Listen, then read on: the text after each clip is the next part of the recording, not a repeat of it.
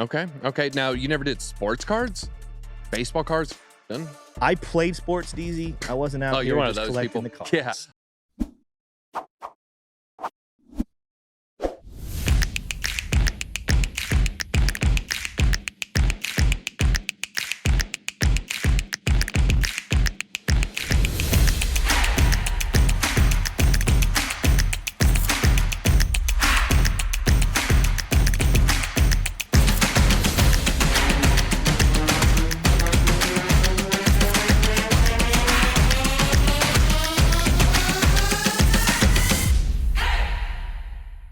All right. Terra. All right. This day in crypto.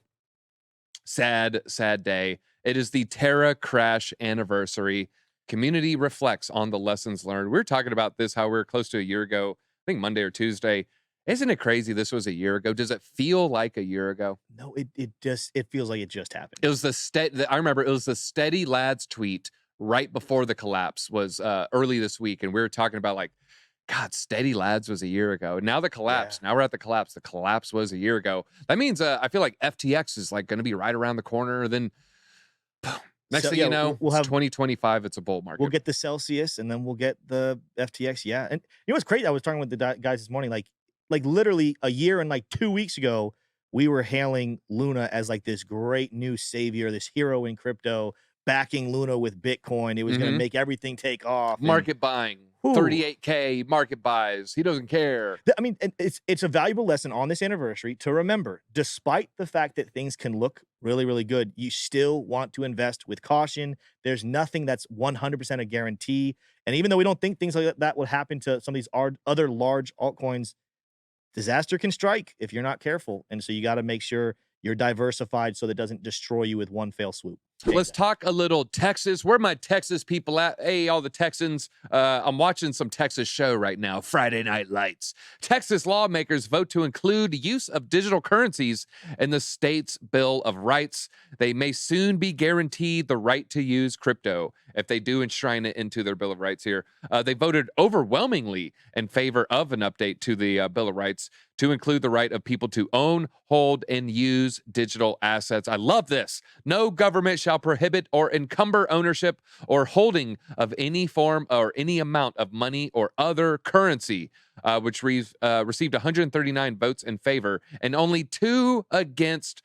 2 people in the big pocket of the banks right there. That'd be my guess, or just idiots. Glass elaborated on the bill, saying that the objective of adding the right to own, hold, and use digital currencies to the Bill of Rights is to make a case in the federal judiciary to invoke the 9th Amendment to the U.S. Constitution, which says there are other natural rights besides those in the first 8 amendments. All unstable dollar and unstable dollar can destroy the wealth that Texas have spent a lifetime producing. Texas cannot allow global financial elites to force Texans to use and pay for their services, leaving all of their financial eggs in one basket, subject to devaluation, aka by inflation and printing money, and confiscation, aka what we saw with Canada and the truckers. The group said in an article in support of Bill HJR 146. Super in support of this. Love seeing this. Texas. I am from Texas. It makes me feel good. I was born a Texan.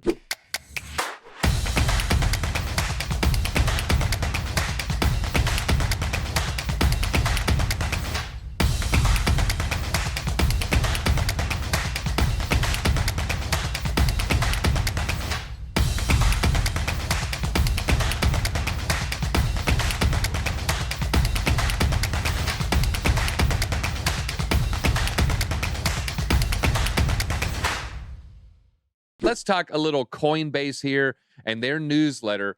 Flags rise of Pepe coin and BRC20 tokens irks crypto Twitter. Said meme coins allow investors to make big profits in a short period of time, but warned of long-term investing in these tokens. You guys are still mad Robinhood had all the Doge sales 2 years ago. That's all you guys are. Coinbase flagged the growth of Pepe coin and BRC20s in its latest newsletter on Wednesday. Last week, we had a whole bunch of trading volume. Obviously, people were excited about these 2 things. Noted that the ongoing meme mania was led by the rise of Pepe, which has grown nearly 55,000%. However, the newsletter riled up some crypto Twitter community members as it pointed out a lesser-known link of the original Pepe the Frog meme to political groups. Yeah, the token based on a Pepe the Frog meme, which first surfaced nearly 20 years ago as a comic book character.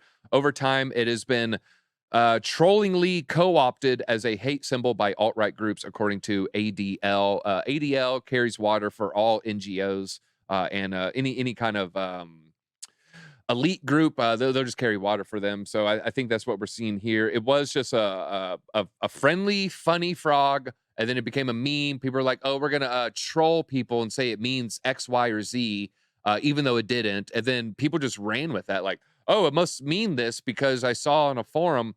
And then now it actually became a self-perpetuating conclusion, I guess. And here, here's a little Beeple art. Coinbase versus Pepe Army. Love seeing it. To me, it doesn't mean any of that stupid stuff. You can look at Christmas trees used to mean something, all symbols used to mean something by somebody else. It's just easy to say, hey, you know what? This slime, that represents fill in the blank. It doesn't mean that that's what it means. This is just a stupid ape. That's all it is. Did you see this one where the congressman said maybe we do print money out of thin air? But look, you got these crypto bros printing money out of thin air. And sure, maybe we print money out of thin air, but we're the U.S. government. I think that's a pretty like 100%. The question is, if we go back to him, did he say thin air or thin hair? You know what's crazy, DZ? You have more hair than him.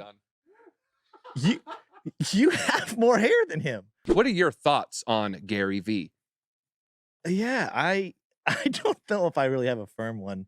The dude just says outrageous things that it's almost like you understand where the thought began, but it's like where he goes down with the thoughts. Just like, how did you go that far down that road? So, but he really preaches gratitude, which I think is a good message. Yeah, he preaches. But I'm just talking about like if you see some of his like motivational like TikToks that have gone viral, where it's like the thought, like it's like I was there. With you, the main funny quote they make fun of is him saying "F your parents," or the one that he's like, if you want to be successful, you need to wake up every morning and just picture your entire family dies. And I'm like, I hear you. I get you. You need to be desperate. But why did you have to bring the family into this?